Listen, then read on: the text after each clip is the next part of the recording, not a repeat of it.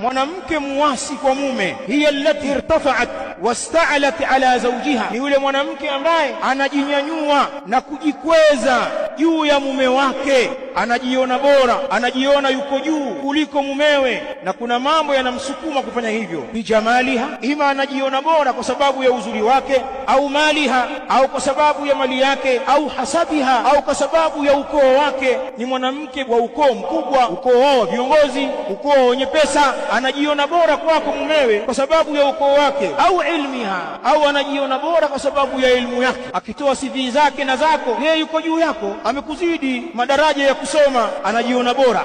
Pana wale wanaopendekeza kwa wanawake wasome, wanakomeshwa. Hebu nyamaza huko, niondolee la saba lako hapa, wanaanza kutoa macho kwa sababu unaharibu mambo. Wako wanawake ambao wanajiona bora kwa sababu ya elimu zao, au bi ayi ni'mati minan ni'am, au akajiona bora kwa sababu ya neema yoyote aliyokuwa nayo mwanamke katika neema, allati, katika neema ambazo asbaghaha Allahu ta'ala alaiha, amezimwaga neema hizo Allah juu ya mwanamke huyu. Anajiona tamu, anajiona yuko juu kwa sababu ya yale ambayo amemzidi mume wake. Huyu ndiyo mwanamke nashiza kwa mujibu wa sheria ya Kiislamu.